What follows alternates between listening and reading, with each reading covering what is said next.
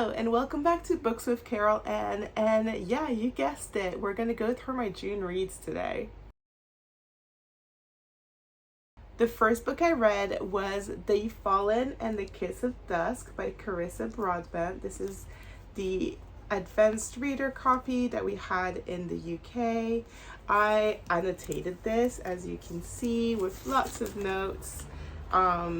So I was reading this book for work, and because we had a read-along coming up, I think 2 weeks after I was reading it, and I had to come up with all the questions for the read-along.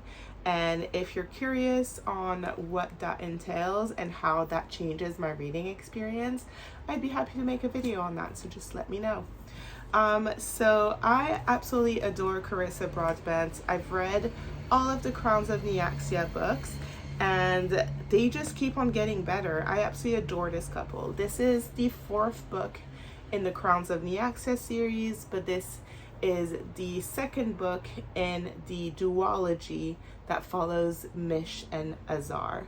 And so now this duology is finished and will be going on next year, I'm sure, to the final duology of the series, which I don't think we've announced the title for yet.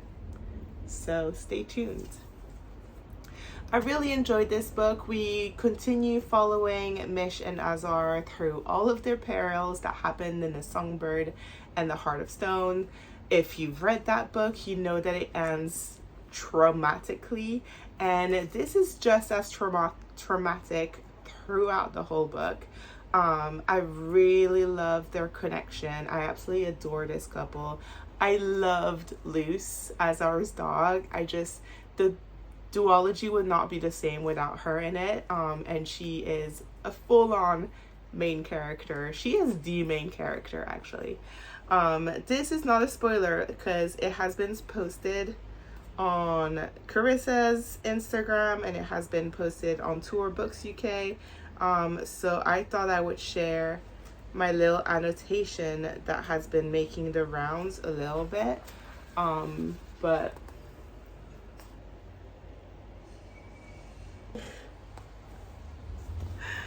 I just love them. Read it here. In this one, we also see some favorites from the first duology. We do see Araya and Rain appear a few times in this one, and that brought me so much joy because I absolutely adored the first duology, and it was nice to see them again, see some old friends, and it brought back Rain's humor to the book as well at moments when it was maybe getting a bit dark.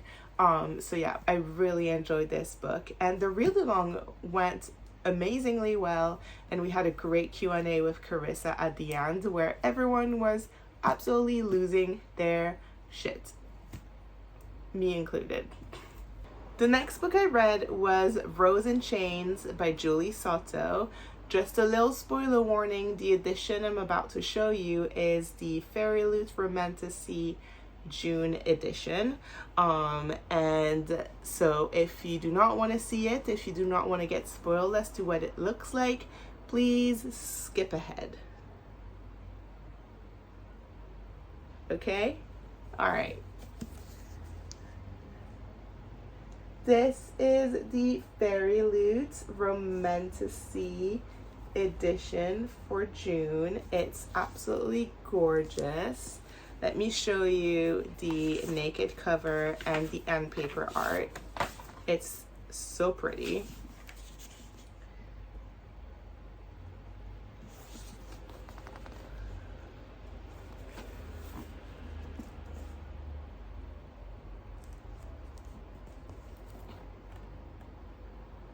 There's so much foil on this. I absolutely find it so gorgeous. I also love, because I read it on Kindle as a NetGalley arc, so it didn't have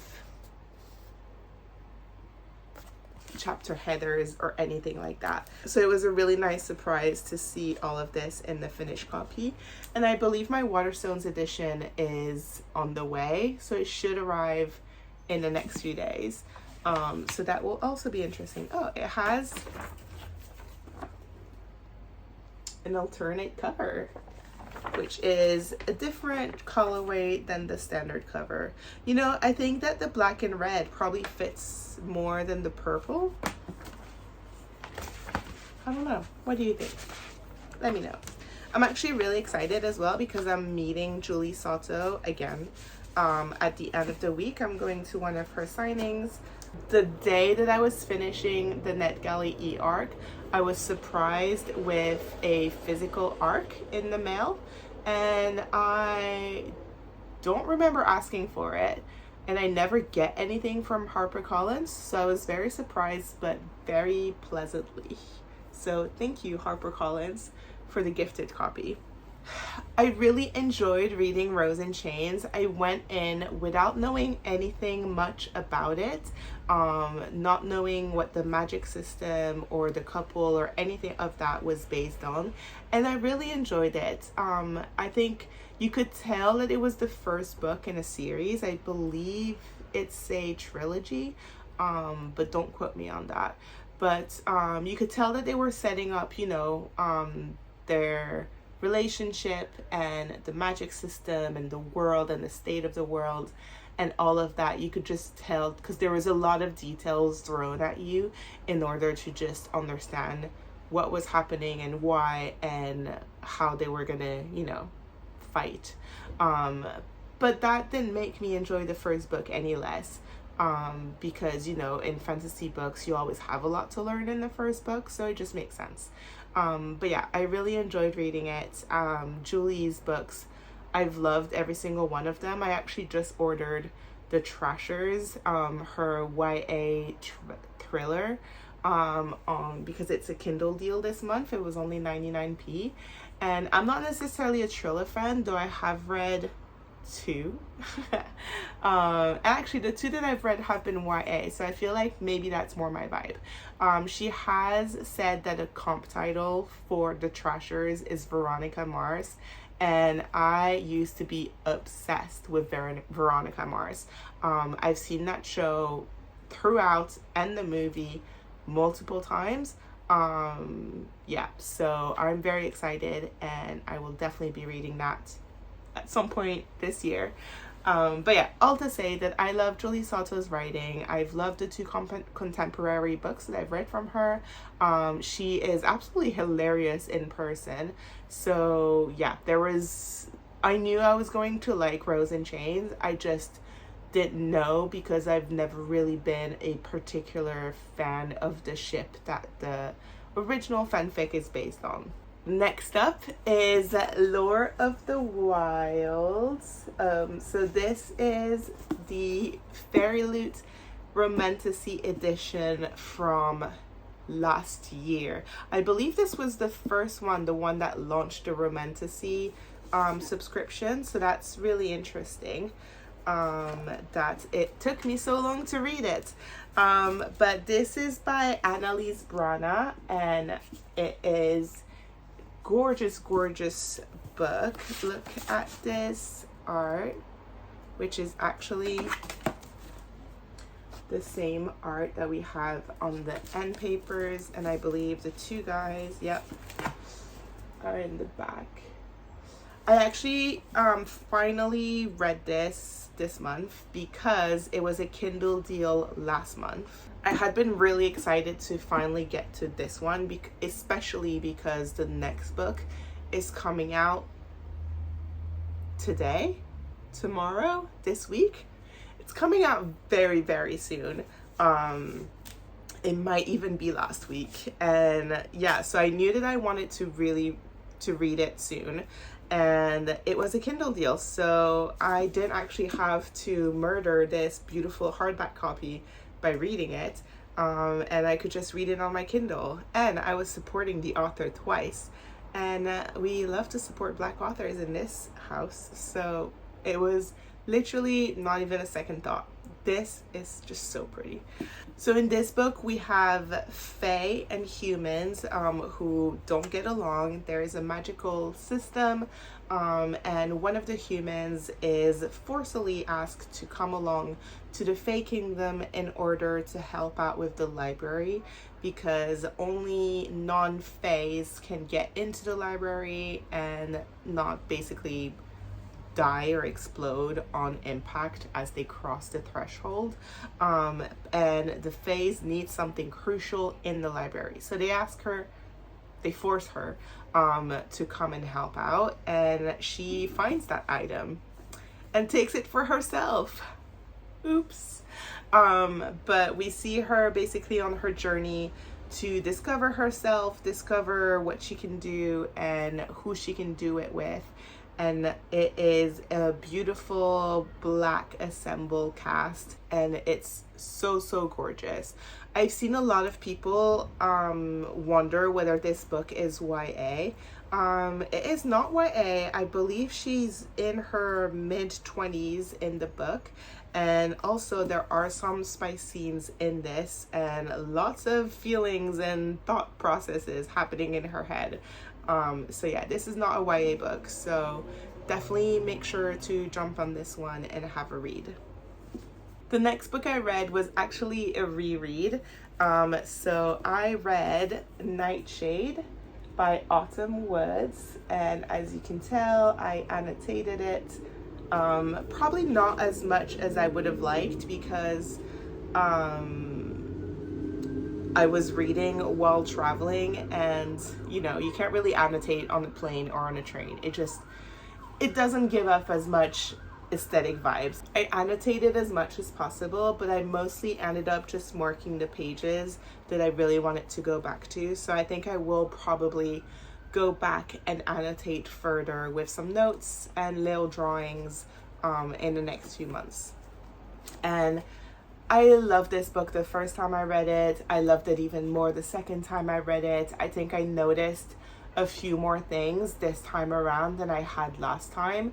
Also, I think obviously I had read the prologue. I am not part of the club that does not read prologues, but not knowing what was happening later on in the book, I hadn't put as much thought when I was reading it. But obviously, knowing the full story and then rereading the prologue, I was like, oh,